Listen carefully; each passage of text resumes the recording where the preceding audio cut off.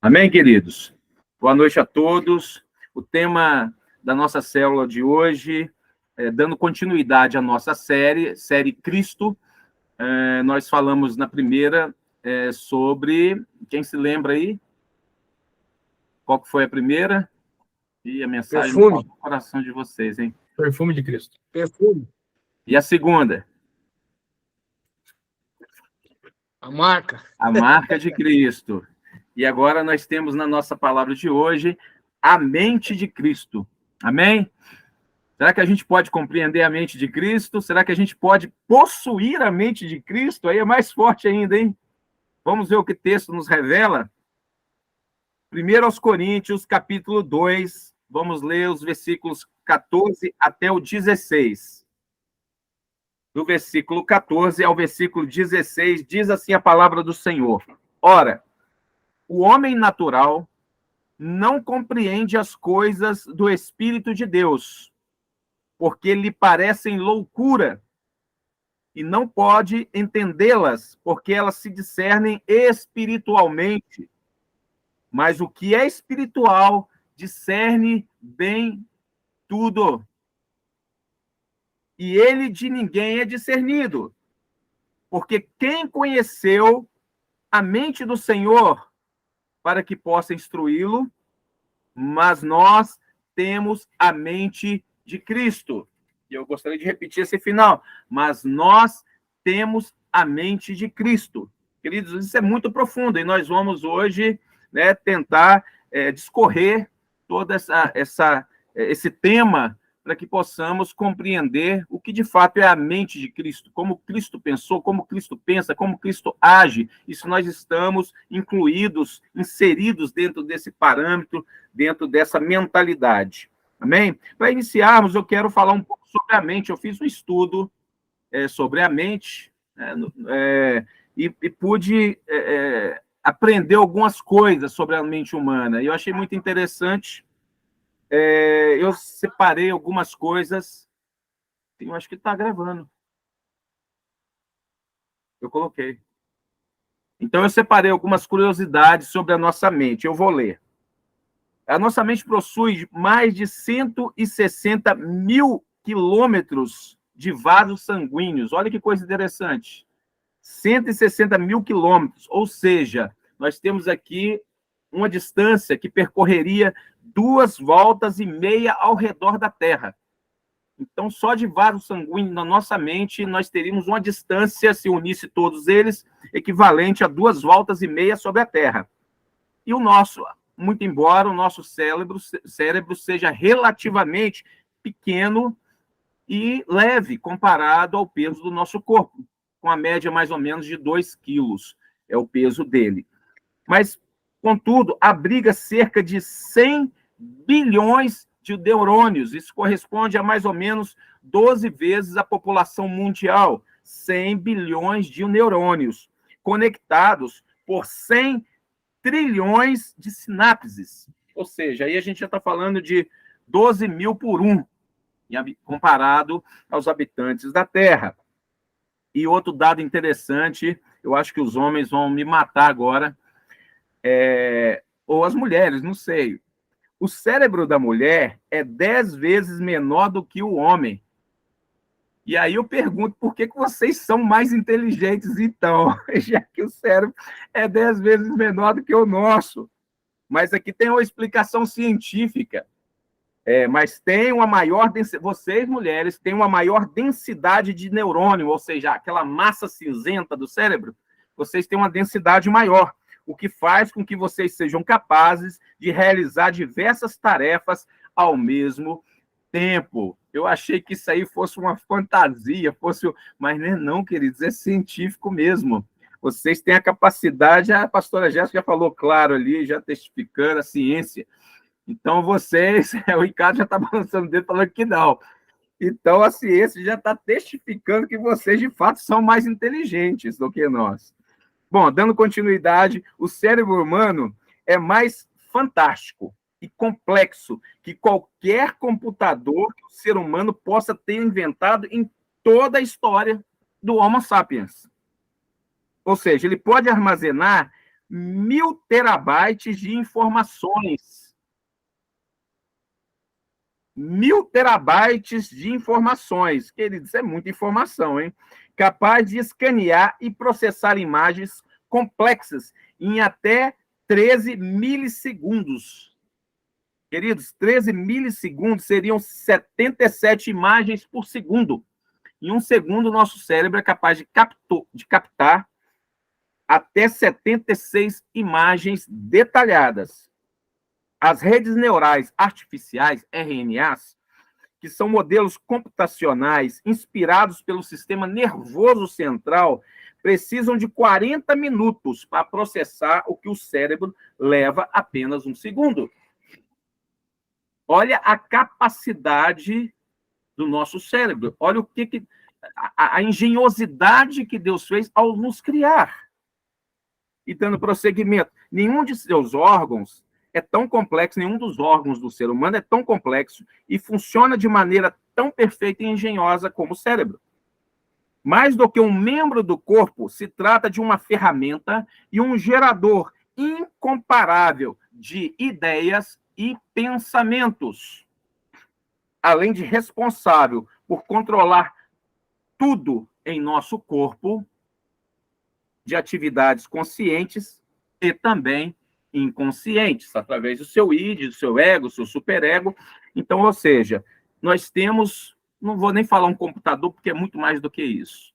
Então, nós somos formados por um componente, que é o cérebro, que tem toda essa capacidade de tomar decisões, né, de controlar todo o corpo.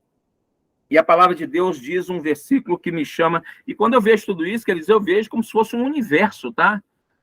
Como se fosse um universo. É como se fosse um nano... Eu não vou nem dizer um nano-universo, porque o nano é uma fração de 1 bilhão, né? Você diminuir 1 bilhão de vezes um tamanho, uma dimensão. Eu acho que é muito mais do que isso, né? É como se fosse talvez um quecto-universo, que seriam 30 zeros na frente, né? Um nono milhão. Então, frações que não se dá para poder medir. Então, eu acredito que a nossa mente controla todo esse universo que existe dentro de nós. Tal é a grandeza e a riqueza com que Deus nos gerou. E nós temos essa mente, que é aquilo que controla todo o nosso corpo, controla inclusive as nossas decisões. Tem um versículo na palavra de Deus, está em Provérbios 23, verso 7, que me chama muita atenção, eu gosto muito de citá-lo, diz assim: assim como você pensa na sua alma, traduzindo a alma para o contexto seria a mente, assim como você pensa na sua mente, assim você é. Então, a nossa mente, tudo que nós pensamos, tudo que é produzido por meio da nossa mente, todas as decisões que a nossa mente toma, ela traduz, ela revela quem de fato nós somos. E aí me traz à mente o que vem acontecendo hoje nas igrejas, os grandes coach, né? Se denominam coach. Eu tenho um amigo que diz que Deus ele instituiu o pastor, o missionário, o apóstolo, o evangelista, o profeta, e o diabo fez o coach. Não, irmãos, eu não vejo nenhum coach falar do poder de Deus, só do poder da mente, né? Da mente humana. Se alguém conhecer algum coach que tem falado aí de Deus, primeiro que se ele começar a falar de Deus, não vou chamar de coach, vou chamar de pastor. Mas, enfim, todos estão pregando aí o poder da mente humana. Antes de eu me converter, eu era da Seishinoe. E aí é uma doutrina totalmente herege, totalmente humanista, antropocentrista, né? Uma doutrina que eleva o homem e diminui Deus, coloca o poder na nossa mente. De fato, nós vimos aqui que a nossa mente tem muito poder. Mas será que esse poder, de fato, traduz a vida espiritual ou a nossa mente tem capacidade para controlar a nossa conduta espiritual, nos levar à salvação? É uma mente altamente capaz, mas comparada à mente de Cristo, comparada à mente de Deus, será que a nossa mente pode ser considerada frutífera? Será que com a força da nossa mente nós somos capazes de mudar nós mesmos, as nossas atitudes, nos livrar do pecado? É uma pergunta que fica aí para que seja respondida no decorrer da nossa mensagem. E aí eu cito, para a gente iniciar, Jeremias 17:9, diz assim: enganosa é a mente, ou em outras traduções, o coração. Enganosa é a mente do homem e desesperadamente corrupta. Essa é a imagem, essa é a transliteração daquilo que Deus reconhece sobre a nossa mente, a mente humana. Ela é enganosa, a mente do homem é enganosa e desesperadamente corrupta. Em outra tradução diz o seguinte: e sua doença é incurável. Às vistas de Deus, a nossa mente é uma doença incurável. Se ela não sofrer uma transformação genuína por intermédio daquilo que Cristo fez por nós. Dentro desse contexto que nós lemos, que está em 1 aos Coríntios, que é o nosso tema principal, sobre a mente de Cristo, dentro do contexto, o contexto todo fala sobre sabedoria do Espírito. E aí nós temos ali Paulo citando duas categorias de homens. Ele chama o homem natural, psicokoi, e o homem espiritual de pneumatikoi. São duas categorias de homens. Só que dentro de um contexto imediato, e aí a gente sai do capítulo 2 e já segue no capítulo 3, logo na sequência, temos o contexto imediato, onde Paulo nos revela uma terceira categoria de homem, que ele chama de homem carnal. Então, nós temos aqui três categorias dentro do contexto imediato, três categorias citadas por Paulo, ou seja, o homem natural, o homem carnal e o homem espiritual. Para que possamos entender todo o conteúdo da mente de Cristo, então nós vamos iniciar com esse conteúdo. Depois passamos sobre a visão da mente de Jesus. Mas vamos entender primeiro o contexto em que Paulo apresenta esse texto da mente de Cristo. Pois bem, então, dentro do contexto, vamos iniciar com o homem natural. Paulo fala o seguinte: o homem natural, ou a mente natural, a mente humana, não compreende e não discerne as coisas do Espírito de Deus, porque lhe parecem loucura. Lhe parecem loucura. As coisas, quando a mente do ser humano ela é transformada, nós mudamos por completo as nossas atitudes, os nossos princípios, os nossos valores, a nossa fé. E é por isso que a mente natural, ou o homem natural, não consegue compreender aquilo que toda mudança, toda transformação que ocorreu na nossa vida por intermédio da presença de Jesus. Quando aceitamos Jesus, isso para o homem natural lhe parece loucura. E aí passamos para a segunda categoria, o homem carnal. Coríntios 3, logo no versículo 1. Estou aceitando o povo aqui, tá, queridos? Por isso que eu paro às vezes. Então, vamos lá. Diz assim o texto: não vos pude falar como a espirituais. Olha o que Paulo está falando à igreja de Coríntios. Não vos pude falar como sendo vocês espirituais, e sim como sendo carnais, como a crianças em Cristo. É como se ele estivesse falando, eu estou tratando aqui com o infantilismo espiritual, com crentes embrionários, com pessoas que não tiveram uma evolução, e na frente ele cita, vocês já poderiam ser mestres, instruídos na palavra, com conhecimento na palavra, no entanto, não saíram até hoje do leite materno espiritual. Tem uma passagem, um artigo do pastor Luciano Subirá, que ele fala sobre o homem carnal e me chamou muita atenção. Abre aspas, ele diz o seguinte: o homem carnal é governado pelo seu corpo, pelos seus sentidos, mas não pelo seu espírito. Então, veja bem, Paulo está apresentando aqui uma terceira categoria de pessoas. Existem aquelas pessoas naturais que não aceitaram a Cristo, que não tiveram encontro com Jesus Cristo, mas agora dentro daqueles que tiveram encontro com Jesus, Paulo seleciona duas qualidades de homens: os homens espirituais, aqueles que seguem, né, as questões espirituais, mas também ele cita o homem carnal, que não é conduzido pelo Espírito, mas ele é conduzido pelos seus próprios sentidos ou pelo seu corpo. E isso fica muito bem traduzido e explicado quando se fala dos nécios. Duas passagens. Tem passagem que Paulo fala sobre o neófito. O neófito, na verdade, é o contrário do prosélito. O prosélito é aquele que segue, de fato, uma doutrina. Já o neófito não é aquele que está iniciando, né? Um iniciante, está iniciando os seus caminhos. A única vez que cita sobre o neófito na Bíblia é quando diz que esse que está iniciando a sua jornada, e necessariamente não é um homem carnal, que está iniciando a sua jornada cristã, ele não deve ser chamado a um cargo ou uma função de responsabilidade na igreja. Paulo cita o bispo, para que ele não venha a cair no mesmo problema, no mesmo pecado de Satanás, que é o orgulho. Então, as pessoas que estão iniciando, são os neófitos, não podem ocupar um cargo de responsabilidade ou, digamos, de evidência, para que ele não se exalte e não se ensorbebeça.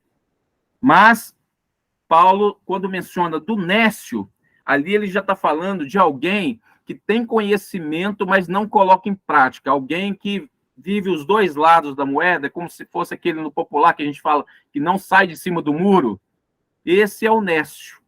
Aquele que se ocupa com as coisas de Deus, mas ao mesmo tempo não se ocupa. É aquele que fala que tem um pé na igreja e outro pé no mundo. Esse é o nécio, que é, na tradução, significa um ignorante, uma pessoa estúpida do ponto de vista do conhecimento da palavra do Senhor. Uma mente dividida. O nécio, ele possui uma mente dividida. O homem carnal, ele possui sempre uma mente dividida. Elias se chegou a todo o povo e disse o seguinte: até quando cocheareis entre dois pensamentos? Paulo está colocando essa pessoa, o homem carnal, como uma pessoa que ela está dividida sempre entre dois pensamentos. Ao mesmo tempo que ela fala do Senhor, ela não vive como se ela tivesse, de fato, tendo a sua vida totalmente transformada pelo Senhor. E aí a gente cita algumas passagens da Bíblia que revelam esse homem carnal. Quando a palavra de Deus fala sobre as águas amargosas, de uma mesma fonte não sai água amargosa e água doce. Outra passagem, seja frio ou seja quente, porque se for morno, vomitar-te-ei. O homem carnal está incluído, está inserido dentro desse contexto da água morna. Você pode observar, queridos, que Jesus, olha como Jesus tratou o homem natural.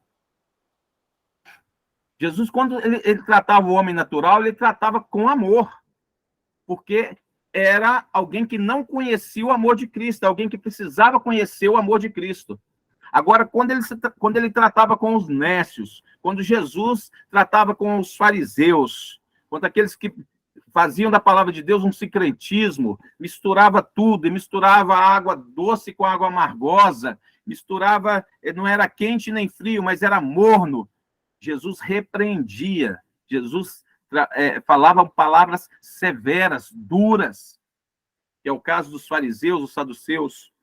Então, a gente tem aqui um homem, um contexto de um homem que não está interessado em viver, de fato, a mente de Cristo.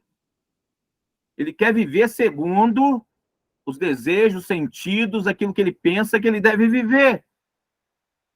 E isso tem que estar muito claro na nossa mente. Em qual contexto nós estamos inseridos? Porque o que se vê muito dentro das nossas igrejas, da nossa família cristã, é exatamente isso. E é claro que a gente não vai se livrar disso. A palavra de Deus fala que é necessário que o joio esteja junto com o trigo. O que é que ela está dizendo? É necessário que o homem carnal esteja junto com o homem espiritual. Então, de fato, isso acontece.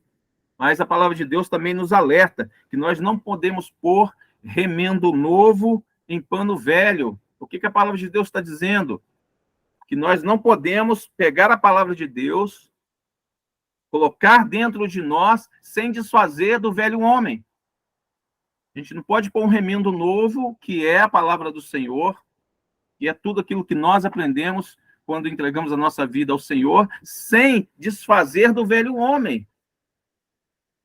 Então, nós precisamos entender que tudo com Cristo, tudo se renova, tudo se transforma.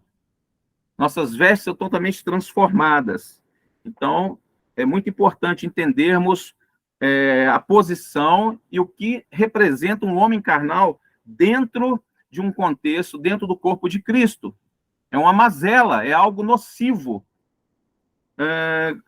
Nós falamos sobre as sementes, falamos nos perfumes, ali nós falamos, na marca de Cristo também nós mencionamos sobre as sementes, e existem dois tipos de semente.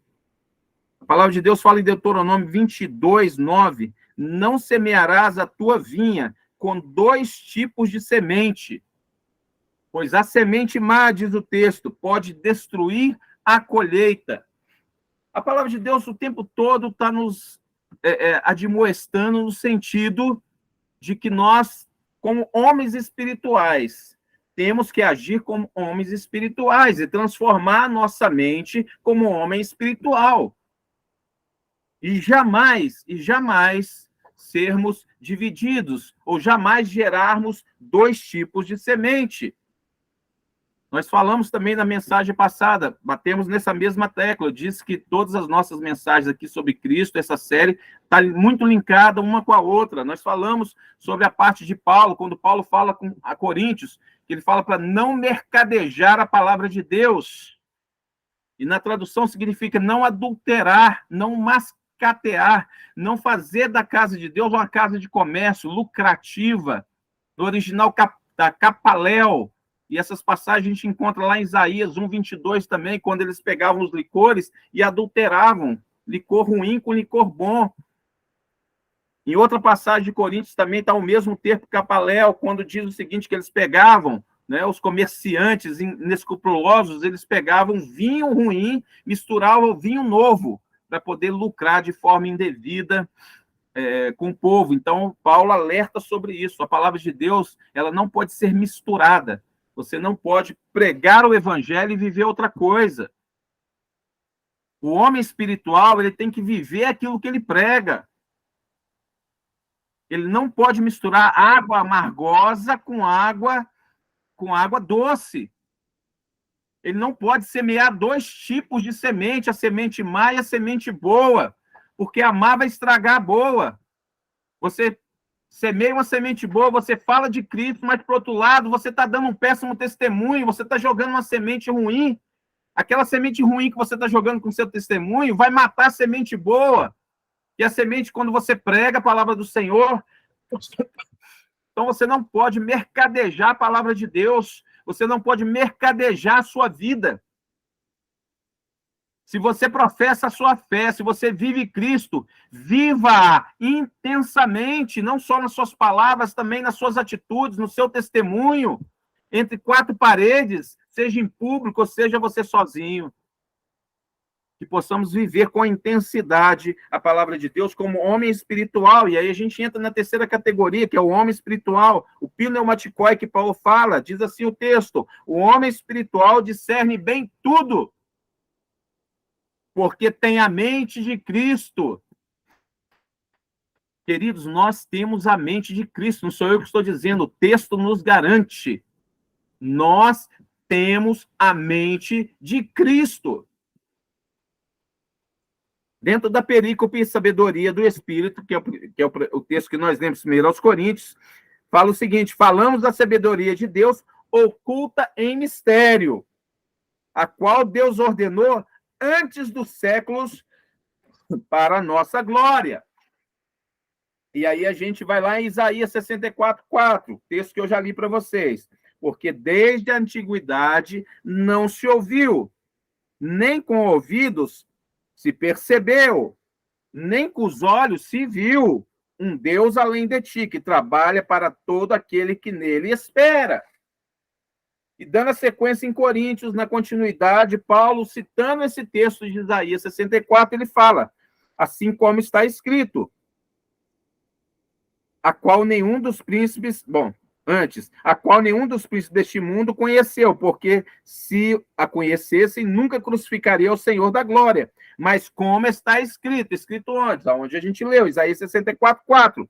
Paulo diz: as coisas que o olho não viu e o ouvido não ouviu e não subiram ao coração do homem, são as que Deus preparou para os que o amam. Então, aquilo que dantes, lá no passado,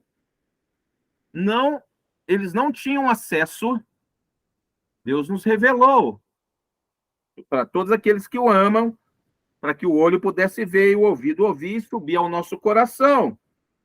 Na continuidade, Paulo nos revela isso, dizendo o seguinte: mas Deus nolas revelou, aquilo que estava oculto, aquilo que não subia ao coração do homem, aquilo que o olho não via e o ouvido não ouvia, mas Deus nolas revelou pelo seu Espírito, porque o Espírito penetra todas as coisas, ainda as profundezas de Deus. Nós estamos falando de algo muito profundo, algo que está na profundeza de Deus, que é o que é a mente de Cristo, é o que o Paulo está nos revelando. Nós temos acesso, nós podemos ver aquilo que não se via antes, pelo Espírito de Deus que habita em nós. Aqui está o perfil, aqui está a persona do homem espiritual, daquele que possui o Espírito Santo de Deus. Porque a este é revelado, a este desce ao coração, à mente dele, ao espírito dele, aquilo que só o Espírito Santo pode levar. Este homem espiritual, ele é capaz de enxergar coisas que o homem natural não enxerga, nem o homem carnal, porque vem pelo Espírito Santo de Deus. Isto nos revela a mente de Cristo.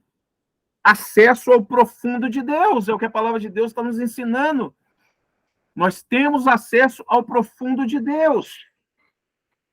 Ter a mente de Cristo. O que representa ter a mente de Cristo? Ter a mente de Cristo é pensar como Cristo pensou, é agir como Cristo agiu, é enxergar como Jesus enxergou.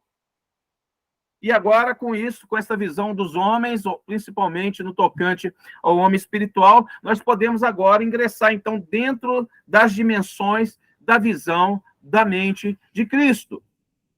E aí eu separei essas dimensões da visão de Cristo em 3 fases, em 3 etapas, ou em 3 aspectos. Primeiro, a visão material de Jesus. Então, nós vamos abordar aqui, Jesus veio para ser exemplo. Jesus veio para viver aquilo que devemos viver, porque Jesus é o nosso espelho, é o nosso aio. Então, nós vamos entender aqui os 3 aspectos da visão e da mente de Cristo. Primeiro, a visão material, depois nós vamos falar sobre a visão humana e, por fim, a visão espiritual de Cristo. Vamos entender isso? É profundo, queridos. Vamos entender qual a visão material de Jesus. Eita, agora o negócio vai ficar bonito. Qual a visão material de Jesus? Vamos lá. Visão material, nós vamos começar com um texto expositivo. Vamos deixar um pouco a mensagem temática e vamos entrar aqui em Lucas 12, num contexto expositivo. Lucas 12, nós vamos ler a partir do versículo 13, vamos ler até o 21. Presta atenção, queridos, olha o que esse texto diz. Vou ler pausadamente, para que possamos entender. Um homem que estava no meio da multidão disse a Jesus. Presta bastante atenção, queridos. Um homem que estava no meio da multidão disse a Jesus: Mestre, mande o meu irmão repartir comigo a herança que o nosso pai nos deixou. Jesus disse: Homem, quem me deu o direito de julgar ou de repartir propriedades entre vocês? Olha que Jesus já está entrando em questão material. Bens materiais, propriedade entre vocês. E continuou dizendo a todos: prestem atenção, vem, Jesus vai e faz assim, gente, presta atenção aqui em mim, foque em mim. Jesus disse o seguinte: tenham cuidado com todo tipo de avareza. Jesus já começa dando um alerta, já dando uma lampada. Tenham cuidado com todo tipo, não é algum tipo, não, todo tipo de avareza. Porque a verdadeira vida de uma pessoa não depende das coisas que ela tem. Eita!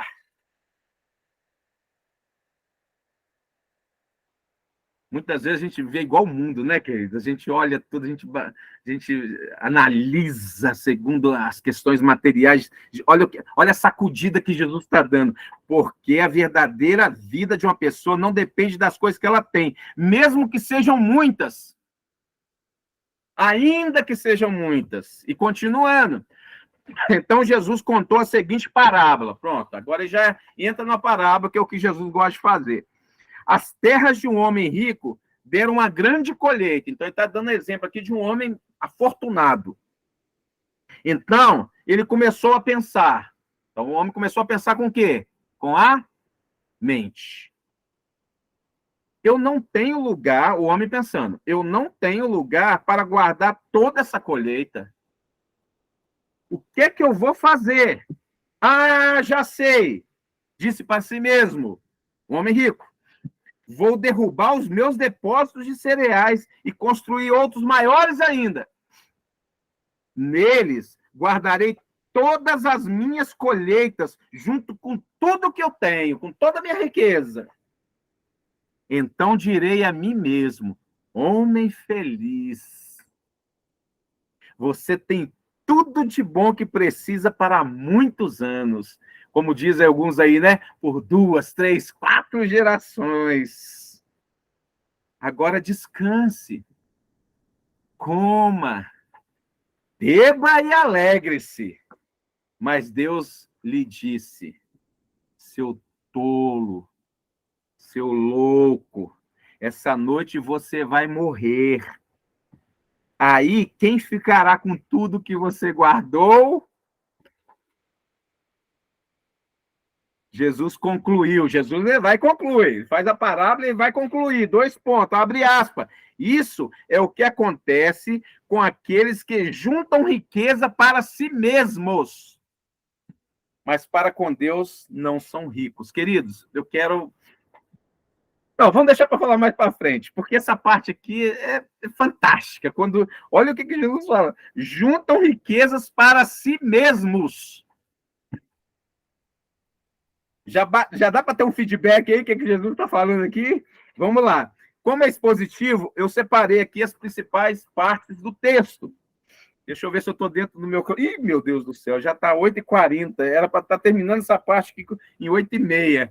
Bom, vamos lá, gente, vamos lá. Eu separei aqui a exposição. Primeiro, tenham cuidado com todo tipo de avareza. Fala que aqueles que querem ficar ricos, queridos, enfrentam males, coisas terríveis. Aqueles que querem, não fala que você não pode ficar rico, mas aqueles que desejam, aqueles que querem a qualquer custo ficarem ricos. E é muito interessante porque tem a parte do jovem rico, quando ele chega para Jesus, e ele era um homem de doutrina, era um homem obediente. Ele falou, eu tenho obedecido em tudo. Toda a lei eu sou obediente. Em tudo eu tenho cumprido. Mas quando Jesus tocou na riqueza, porque Jesus conhecia o coração daquele jovem e falou assim, não, ok, você faz tudo? Faz. Então vai lá, vende tudo que você tem, dá aos pobres e vem me seguir. Aí doeu.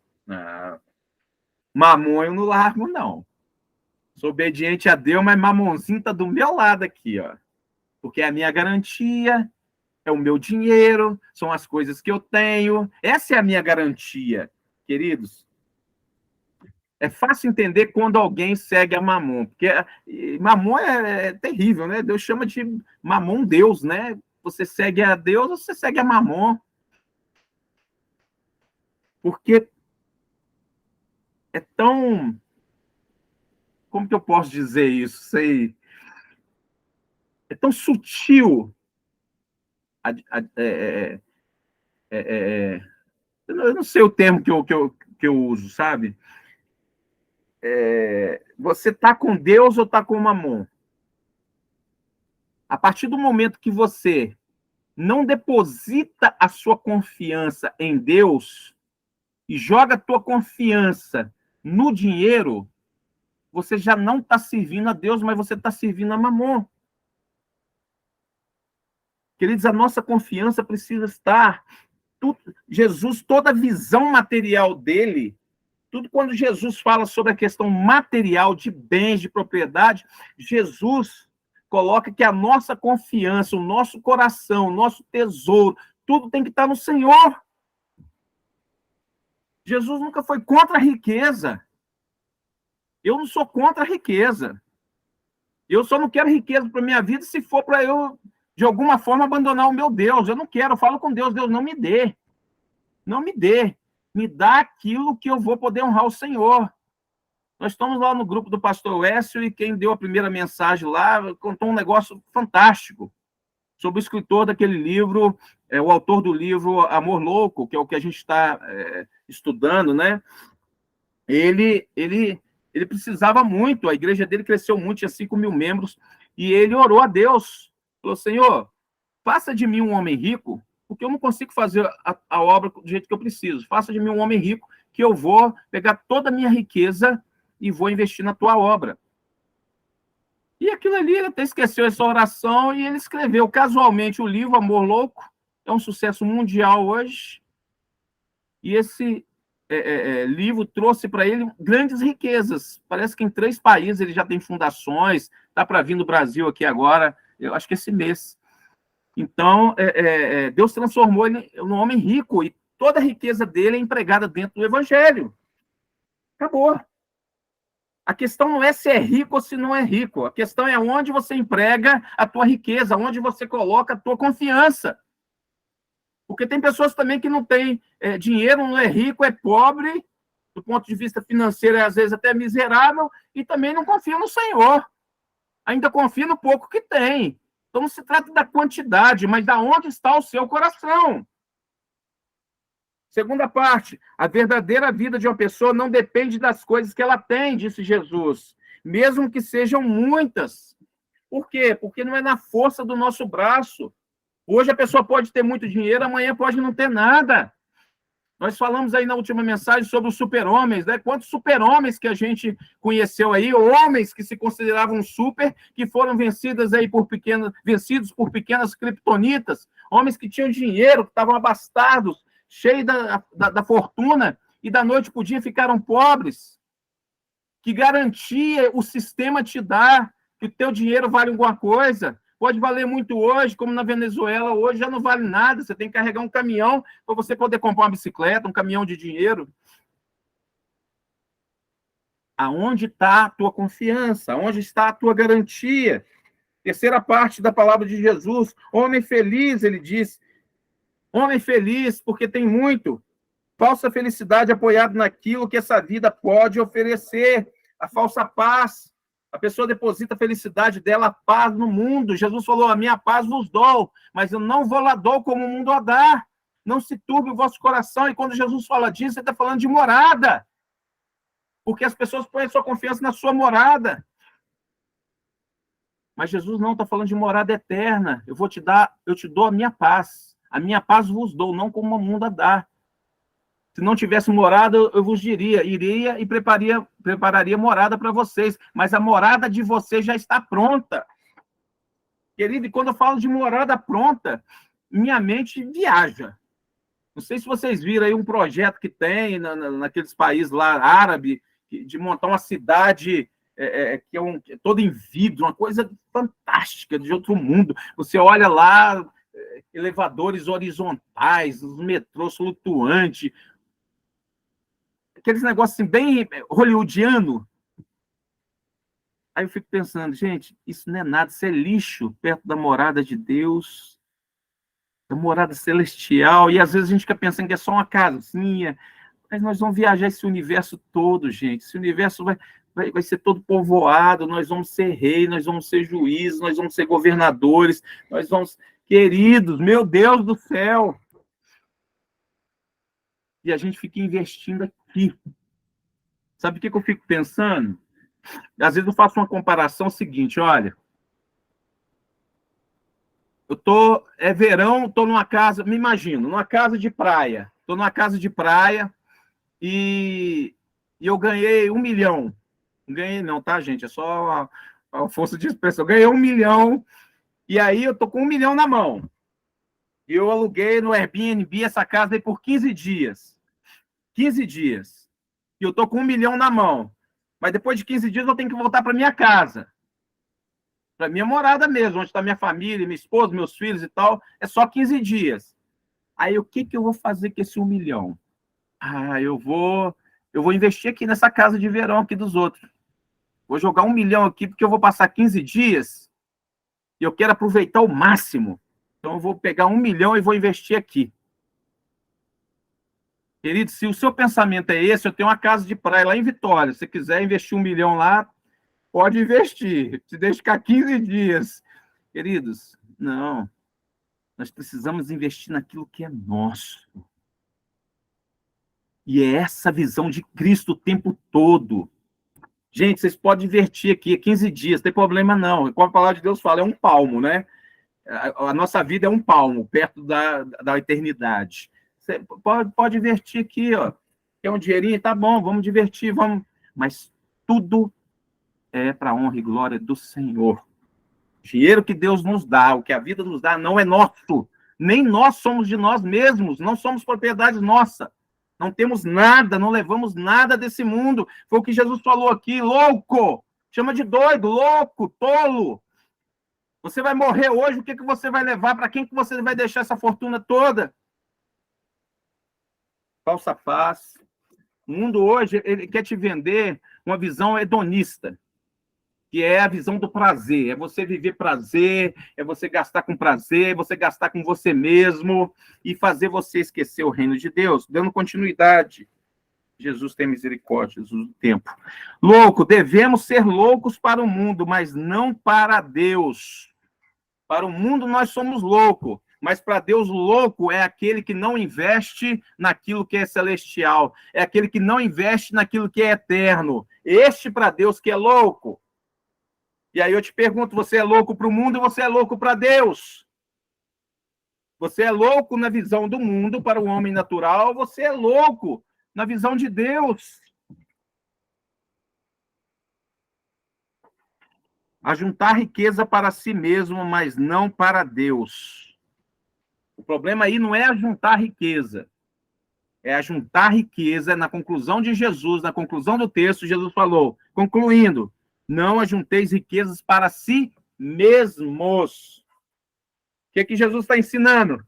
Que tudo que nós temos, seja pouco ou seja muito, como diz Paulo, seja na escassez, ou seja naquilo que sobeja, que seja para a honra e glória do Senhor, que seja para a obra do Senhor, que seja para o ministério do Senhor, para que seja... Porque é por isso que falo que é difícil o rico herdar, queridos.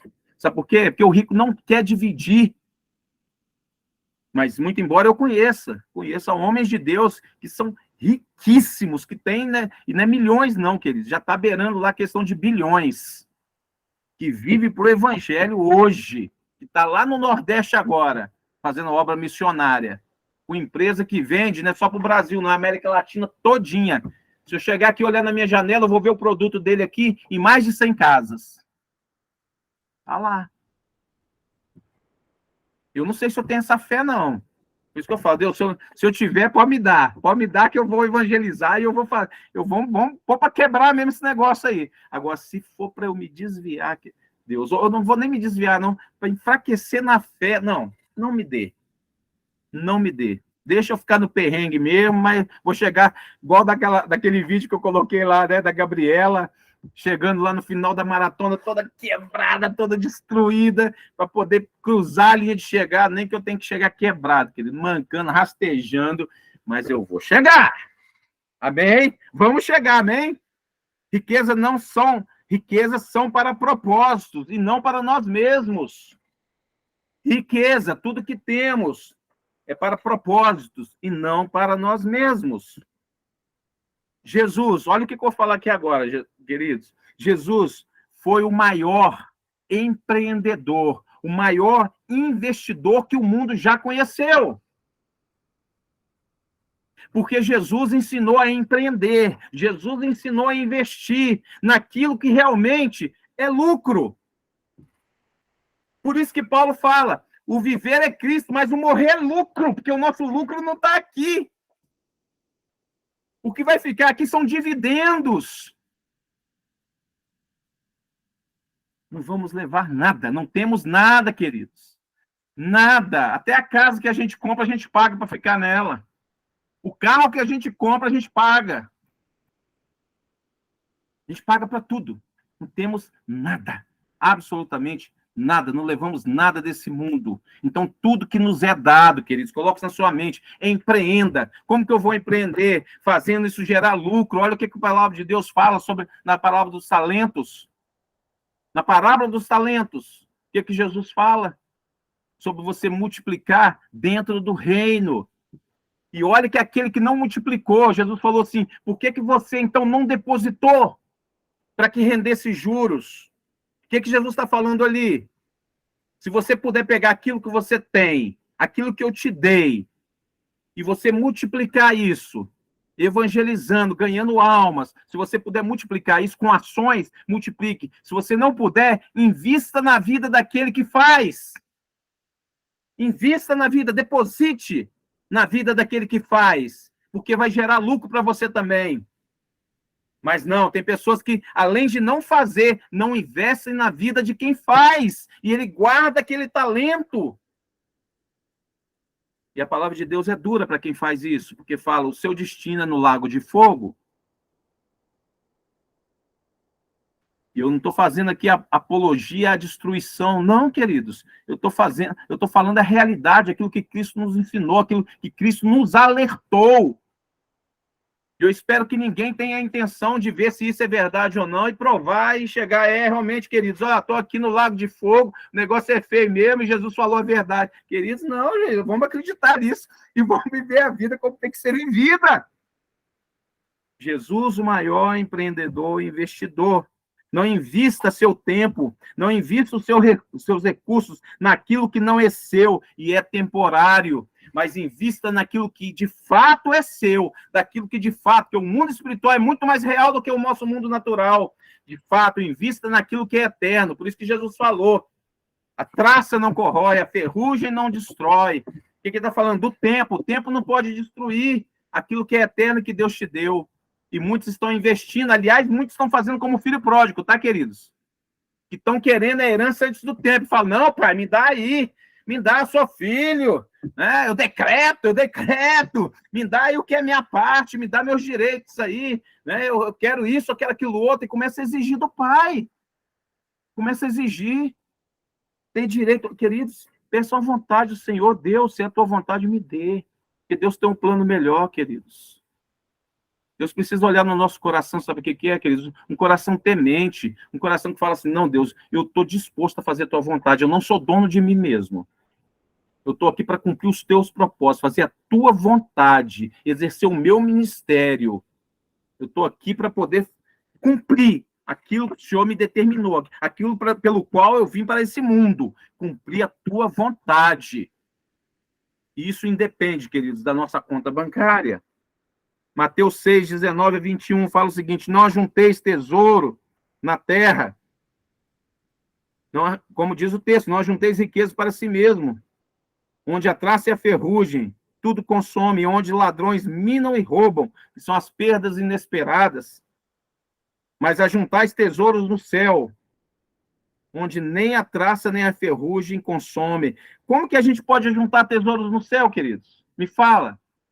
Como que aqui da terra, trabalhando, fazendo as coisas, eu posso estar juntando tesouro lá? Cumprindo a vontade de Deus, cumprindo a vontade do Senhor. E onde os ladrões não minam nem roubam. Por quê? Porque no céu não há risco de falência, no céu não há risco de empobrecimento. Você está investindo em algo que é seguro e é teu eternamente. Porque onde estiver o vosso tesouro, aí estará também o vosso coração. Se seu tesouro, enfim, se seu tesouro está aqui, queridos, aqui ficará também o seu coração. Porém, se o seu tesouro estiver no céu, lá estará você com Jesus. Você pode dizer um amém? Pô, queridos, nosso tempo venceu. O que eu faço agora? Porque eu só falei a primeira visão de Jesus. Eu sabia que não ia dar tempo, tem jeito não. Eu faço o seguinte, queridos, eu sempre pego meu sermão, eu divido em 4 laudas. Porque eu sei que é o tempo suficiente. Vocês veem aqui, eu anotei os tempos, 45 minutos, cada folha foi anotando o tempo. E eu vi que eu não chegava, não batia a meta de jeito nenhum. Faltou aqui a visão humana e faltou a visão espiritual de Cristo. Eu acho que eu vou emendar na próxima, então, queridos. Porque senão eu vou usurpar o tempo de vocês. Eu comecei um pouquinho depois também. 9h05, foi por aí, tem um tempinho ainda. Mas aí vai 5 minutos também. Eu vou falar só. Peraí. Eu vou falar só sobre a visão humana. E a visão espiritual a gente deixa para a próxima, beleza? Eu acho que é pouco tempo. Eu acho que deve colocar para. Não, coloca para. Põe para a próxima pauta, né? É do início da próxima sessão. Eu acho que é melhor, porque senão a gente vai correr, queridos. Até que o que eu falei sobre a visão material de Jesus, eu queria falar tanta coisa a mais, queridos, sabe, que eu acho que é de suma importância para as nossas vidas. Senão fica muito corrido, e pela corrida eu não acho legal, não. Acho melhor deixar, falar com calma e vai dar tempo de terminar. Vamos fazer isso então, queridos. Nós vamos... Eu falei a visão material de Jesus, amém? Todos entenderam? Eu corri um pouquinho, né? Mas eu prometo, tá, queridos? Eu vou me policiar mais. É porque é muito conteúdo e a gente fica querendo passar tudo assim. Porque... Você imagina, falar sobre a mente de Cristo. Por mais que a gente seja sucinto, precisa pelo menos assim, uma semana, né? Poder falar um pouquinho. Então, enfim, nós falamos hoje sobre a visão material de Jesus e a gente vai levar o restante desse conteúdo. Eu vou ver ainda como que eu vou fazer. De repente, a gente fala sobre a noiva de Cristo, normalmente, na próxima, e a gente deixa esse conteúdo final da visão humana de Jesus e da visão espiritual para uma mensagem só. Eu preciso de mais uma mensagem para poder falar. Eu quero falar um pouco mais sobre a visão material de Cristo e abordar a visão humana e espiritual. Não tem como falar da mente de Cristo em uma só mensagem, não, queridos. A gente precisa aprofundar um pouco mais, tá certo? A gente dá continuidade em cima do... Relembra e dá continuidade em cima dessa... da visão material e complemento com a visão humana e espiritual. Deixa eu parar a gravação aqui.